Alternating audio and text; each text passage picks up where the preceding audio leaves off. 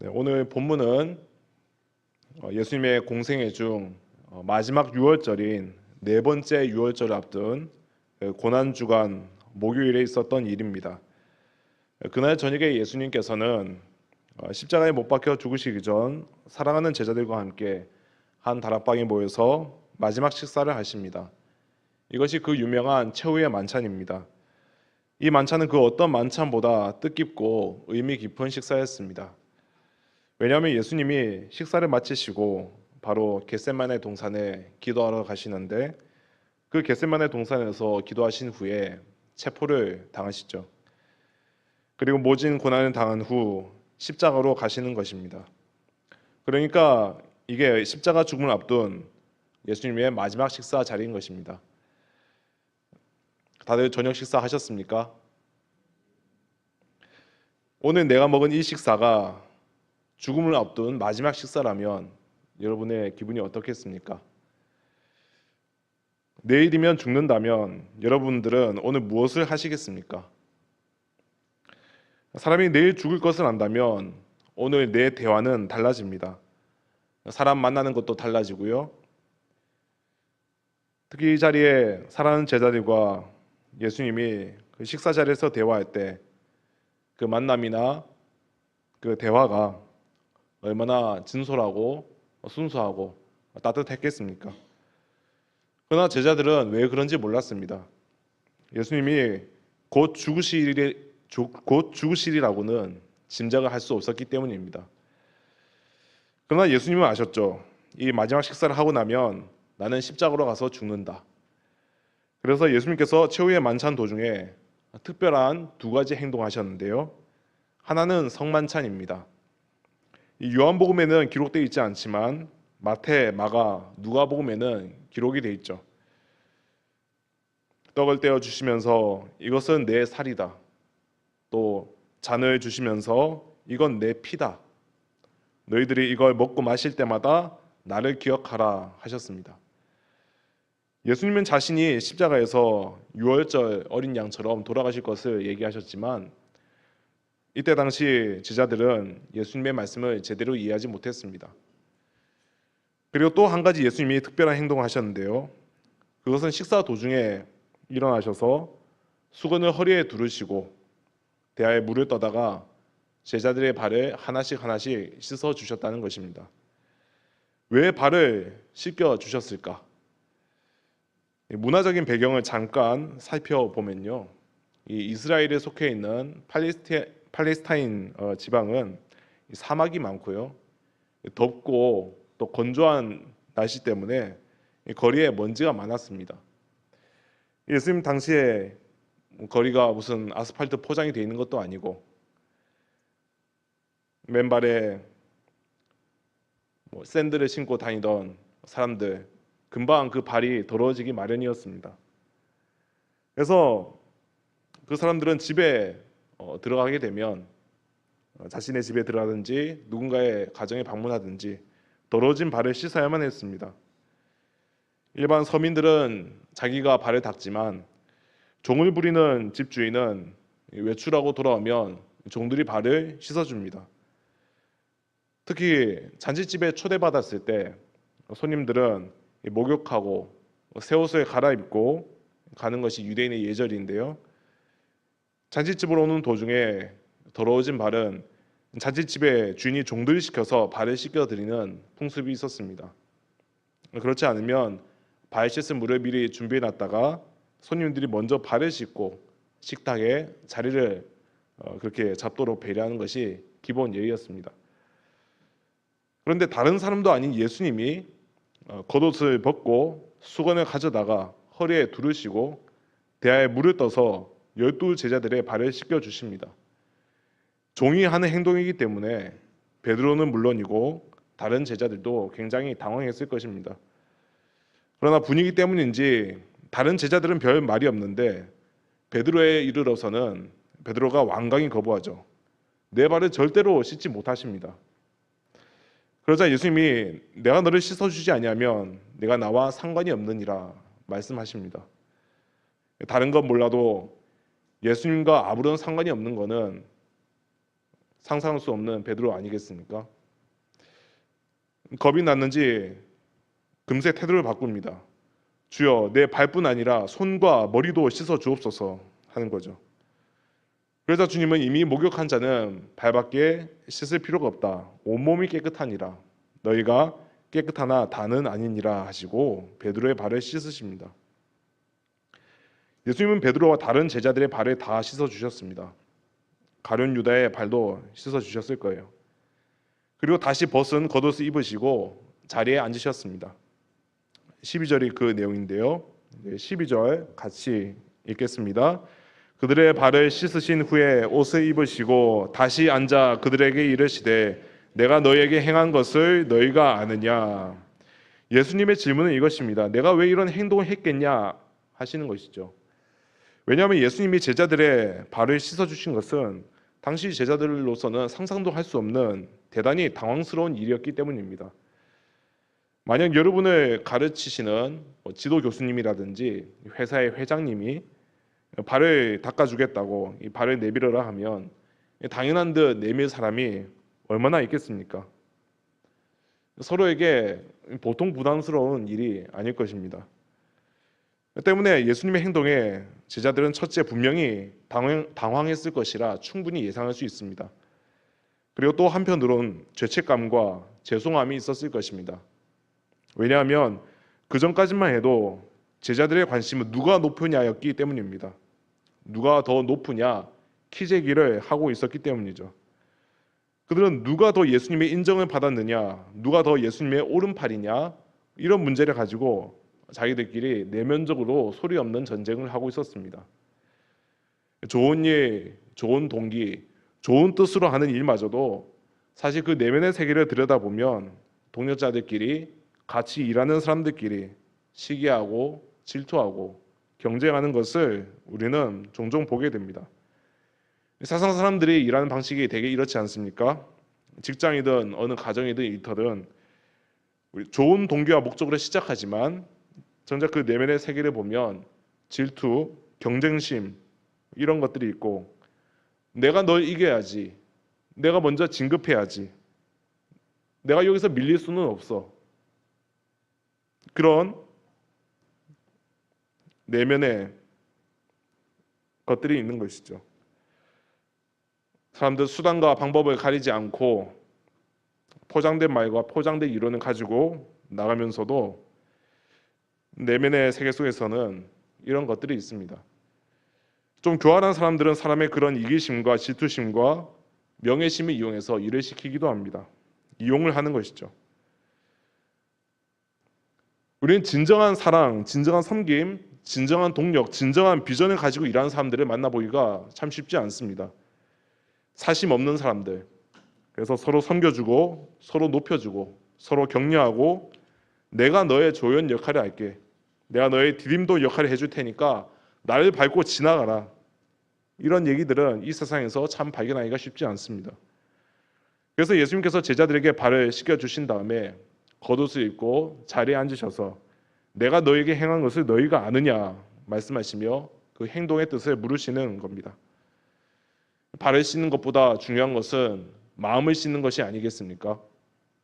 허리를 굽히는 것보다 더 중요한 것은 자존심을 꺾는 것이 아니겠습니까? 내면의 문제인 것이죠. 13절로 14절 같이 읽겠습니다. 너희가 나를 선생이라 또는 주라 하니 너희 말이 옳도다. 내가 그러하다. 내가 주와 또는 선생이 되어 너희 발을 씻었으니 너희도 서로 발을 씻어주는 것이 옳으니라. 우리가 하나님의 일을 한다고 하면서도 시기심에 사로잡히고 경쟁심에 사로잡히고 자존심 세울 때가 많습니다. 이런 내면의 문제에 지배받을 때가 많은 것이죠. 그런데 예수님은 어떤 분이십니까? 주와 선생이시죠. 참 하나님이시자 참 인간이시고 메시아이십니다. 예수님의 비견될 사람은 인류 역사에 아무도 없습니다. 그런데 이 예수님이 제자들의 발을 씻어주신 사건을 통해서 우리에게 말씀하십니다. 내가 주와 선생이 되어 너희 발을 씻었으니 너희도 서로 발을 씻어주는 것이 옳으니라. 하나님도 나를 섬겨주셨는데 비천한 인간, 성경적으로 보면 짐승 같고 벌레 같은 우리 인간이지 않습니까? 하나님이 벌레 같은 인간을 섬겨주셨는데 하나님보다 낮은 우리가 서로 섬기고 발을 씻겨주는 것이 옳은 것이 아니냐, 마땅한 것이 아니냐 하시는 것이죠. 여기에 몇 가지 중요한 영적 교훈을 발견할 수가 있습니다. 첫째는 높은 자일수록 낮아져야 된다는 법칙입니다. 겸손이란 무엇입니까? 힘이 있는 자가 힘을 사용하지 않는 것입니다. 겸손은 단순히 낮아지는 것을 의미하지 않습니다. 가진 자가 포기하는 것이 겸손입니다. 능력 있는 사람이 져주는 것이 겸손이죠. 능력 없는 사람이 지는 것은 당연한 거 아니겠습니까?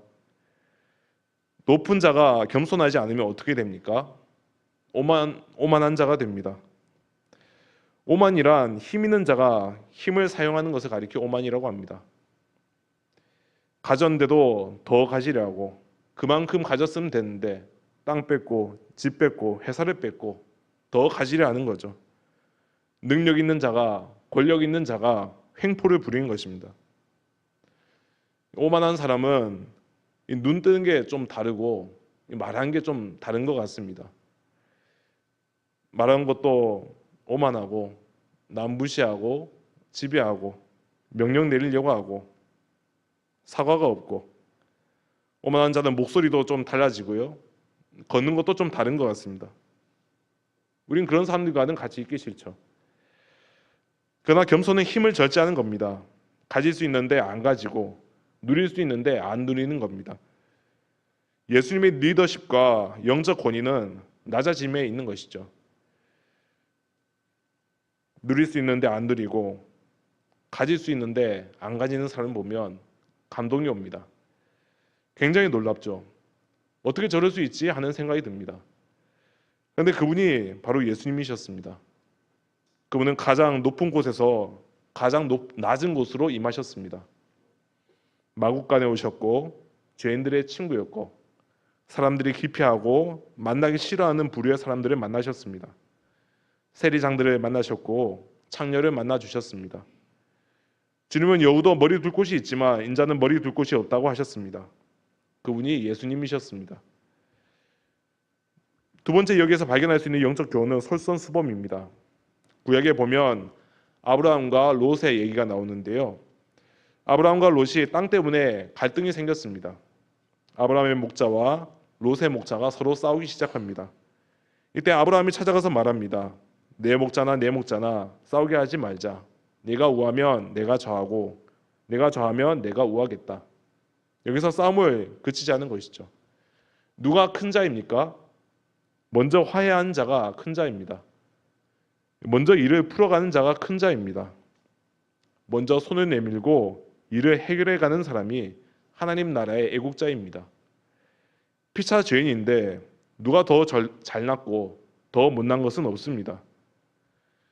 지금 우리나라가 어려운 가운데 있는 것도 다 아는 사실이죠. 정치, 경제, 사회, 교육 모든 분야가 다 어려운 가운데 있습니다. 교권도 땅에 떨어졌지 않습니까? 초등학생이 교감 선생님의 뺨을 치고 과거에는 상상이나 했겠습니까? 이거 어떻게 하면 바로 세워나갈 수 있는가? 근데 유튜브라든지 그 인터넷에 댓글을 보면 해답을 모르는 사람은 없는 것 같습니다. 그러면 무엇이 문제입니까? 알면서도 못하고 알면서도 안 하는데 문제가 있습니다. 비겁해서 못하고 귀찮아서 안 하고 이해관계가 엄마 물려서 못하는 것뿐이죠. 못하니까 변명이 많고 화려한 말이 자꾸 나옵니다. 말만 무성해지는 거죠. 예수님이 감동을 주신 것은 그분이 주와 선생이심에도 식사 도중에 말없이 허리에 수건을 두르고 물을 떠다가 서로 높다고 다투는 그 제자들의 발을 씻겨 주었다는 사실 때문입니다. 진정한 감동은 솔선수범하는 데서 오는 것을 우리는 예수님 통해서 볼 수가 있습니다.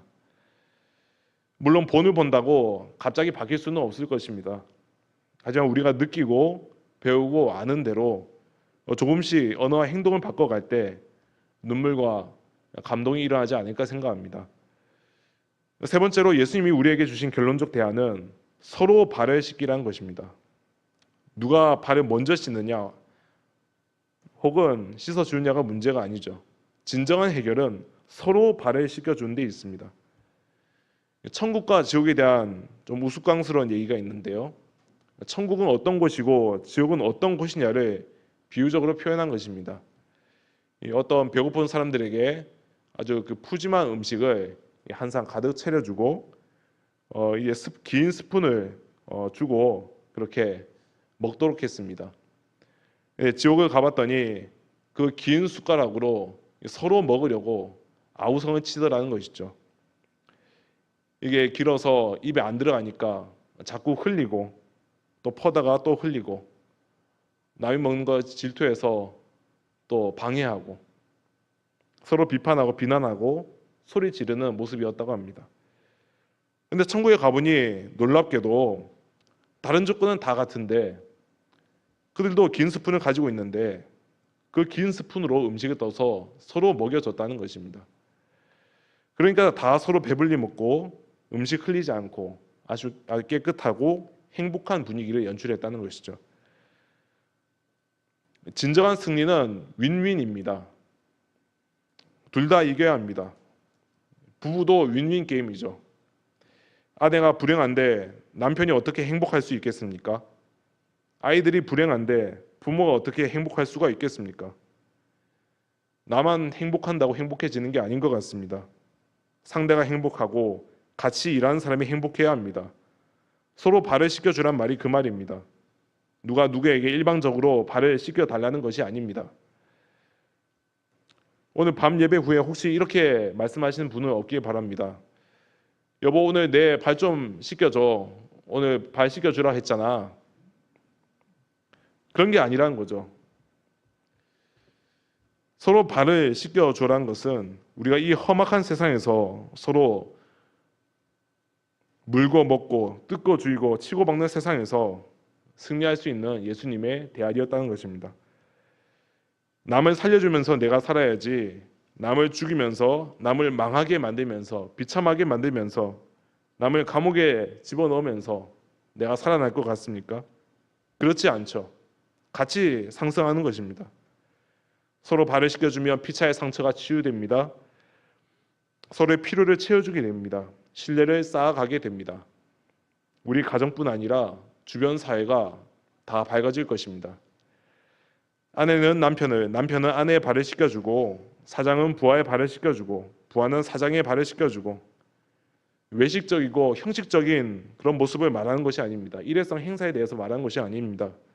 서로 존경하고, 서로 신뢰하고, 서로 필요를 채워주고, 서로 상처를 씻어주는 그런 관계. 그저 하나의 성경 속 이야기에 불과한 것은 아닐 것입니다. 만약 그 말씀을 우리 가정이라든지 삶의 현장에 적용해 본다면 기적이 일어나지 않겠습니까? 이런 기적들이 이 사회에, 우리 가정 안에, 여러분의 직장 안에 일어나길 간절히 바랍니다. 15절 같이 읽겠습니다.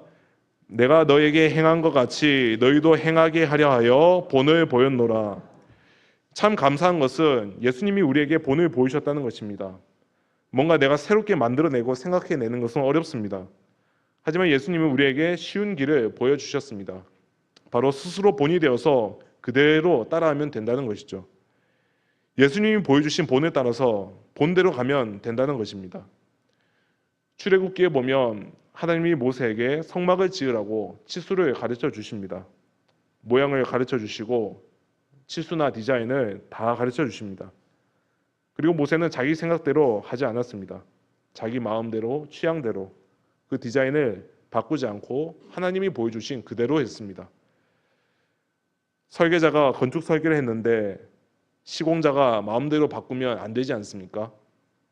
철근을 좀 뺀다든지 이러면 안 되는 거죠. 볼트를 좀 뺀다든지 시멘트 덮으면 안 보이니까 쓰레기 같은 것들 좀 넣고 그러면 안 되지 않습니까? 정말 그 모범대로 본대로 그냥 따라가는 것, 이걸 가리켜 순종이라고 합니다.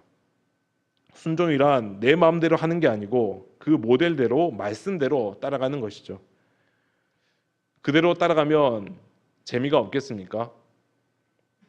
그대로 했더니 되고 최초의 설계대로 아름다운 집이 완성되고 30배, 60배, 100배가 열매에 맺혀지고 기적이 일어나고 찬송이 나오는 것이죠. 순종의 역사입니다. 예수님께서 말씀하셨습니다. 제자들의 발을 씻겨주시면서 하신 말씀, 내가 왜 이렇게 하느냐? 내가 주와 선생이 돼서 너희 발을 씻겼으니 너희도 서로 발을 씻기라. 이것이 옳으니라. 내가 너에게 샘플을 보여주겠다 하신 것이죠. 우리나라 선교 초창기에 중요한 사건이었던 1907년 평양 대부흥 운동의 그 시발점이 된 한 사건을 소개하려고 합니다. 로버트 하디 선교사라는, 물론 많은 선교사님들이 오셨지만 로버트 하디 선교사라는 분이 계셨다고 합니다. 1903년 원산에서 조선의 부흥을 위해 간절히 기도하는 모임이 열렸는데요. 이 기도 모임에 그가 강사로 초청돼서 왔습니다. 그는 토론토 의대를 졸업한 수재였고요. 그럼에도 불구하고 강원도에서 선교하는데 전혀 열매를 맺지 못하고 실패만 했습니다. 그는 실패의 원인이 미개한 조선 사람들 때문이라 생각했지 한 번도 자기 때문이라고 생각한 적은 없었다고 합니다. 그런 그에게 하나님께서 그것이 죄라는 것을 깨닫게 하셨습니다. 로버트 하디 목사의 마음을 강하게 움직이셔서 말씀을 전하던 그 하디 목사님이 기도 모임에서 통곡하며 회개하기 시작하십니다. 주님, 용서해 주세요. 조선 사람들은 미개한 민족이라 생각했었습니다. 그들은 진정으로 당신을 만날 수 없을 것이라고 생각했습니다. 오 주님, 나의 자만심을 회개합니다. 이렇게 로버트 하디 목사님이 회개하자 다른 선교사들도 하나둘씩 죄를 고백하기 시작했습니다. 저도 그랬습니다. 우리도 그랬습니다. 이렇게 회개할 때 죄가 무엇인지 모르고 회개가 무엇인지 모르고 살았던 조선 사람들이 그 본을 보고 죄를 깨닫고 또 서로 미워한 것을 회개하고 용서를 배우고 또 눈물로 기도를 드리게 됐다고 합니다. 그리고 이 뜨거운 회개의 눈물이 1907년 평양 대부흥 회개 운동의 시발점이 되었다고 합니다. 겸손한 섬김과 죄에 대한 진정한 고백, 그리고 죄사함의 기쁨이 아무 희망 없어 보이던 이 우리나라, 이 조선 땅에 복음의 빛을 전하였던 것이죠. 16절로 17절 같이 읽겠습니다. 내가 진실로 진실로 너에게 이르노니 종이 주인보다 크지 못하고 보냄을 받은 자가 보낸 자보다 크지 못하나니 너희가 이것을 알고 행하면 복이 있으리라. 종이 주인보다 크지 못하고 보냄을 받은 자가 보낸 자보다 크지 못하죠. 그러나 주인이 종의 발을 씻어주고 큰 자가 낮은 자의 발을 씻어주는 일을 하면 복이 있습니다. 하늘나라에서는 섬김을 받는 자보다 섬기는 자가 큰 자요 복 있는 자이기 때문입니다. 신앙인들에게 최고의 칭찬은 예수님 닮았다는 말 아니겠습니까? 예수님처럼 말하고 행동했다. 그분은 참 예수님 같은 삶을 사셨어. 최고의 칭찬일 것입니다. 세상에 여러 가지 복이 있지만 무엇보다도 예수님이 섬겨주신 그 본을 알고 또 알 뿐만 아니라 또한 그대로 행하면 바로 그것이 하나님 주시는 참 복을 받는 길이 될 줄로 믿습니다. 네, 기도하겠습니다. 하나님 아버지, 오늘 섬김의 본을 보이신 그 예수님의 본을 통해 우리에게 교훈하여 주신 감사합니다. 하나님은 하늘에 계시고 우리는 땅에 거하는데 땅에 거하는 우리는 자주자주 하늘에까지 높아지려 하며 서로 다투지만 예수님은 하늘에 계신 분임에도 땅에 내려오셔서 제자들의 발을 씻어주셨습니다. 세상의 원리는 약육강식이고 지배한 자가 큰 자이고 더 가져야 복이라 하지만 천국의 원리는 섬기는 자가 큰 자이고 그 섬김을 행하는 것이 복받는 길이라 하셨습니다. 주님이 보이신 섬김의 본을 알 뿐만 아니라 행하여서 하나님 주시는 참복을 받는 저희가 되게 하여 주시옵소서. 예수님의 이름으로 기도합나이다. 아멘.